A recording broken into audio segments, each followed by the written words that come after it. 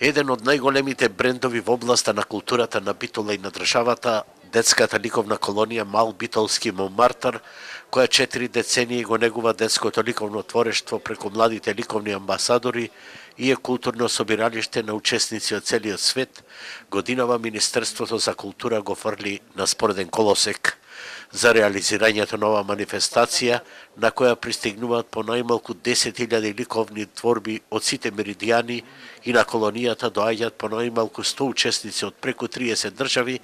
Годинава се одобрени само 100.000 денари, додека за Гинисовата изложба, која нашата држава има представувано на 5 олимпијади и во повеќе земји, креаторите на културата бирократски не додалија ниту еден денар. Што сум јас најпак разочаран ова година? Верувајте, на моите 60 години кои што работам со деца, да се случи да навистина ова држава е, како да кажам, не знам како јас да се изјаснам, дали е можно да не го финансира еното убавото, пријателството, другарувањето на децата од целиот свет, да ни се додела само 100.000 динари пари за семки, за се вика. Творецот на малиот битолски Монмартар, кој има добиено највисоки признанија во повеќе држави во светот, не може да преболи што бирократите кои одлучуваат за народните пари не додалија ниту денар за интернационалната изложба, која секоја година презентира по 10.000 творби од целиот свет. Да се учествува на 5 олимпијади, тоа за нас е најголем успех. Изложбите што ги организираме, Гинисовите изложби, не верувам дека некој во светот има. Не верувам дека некој во светот има детска галерија токава голема.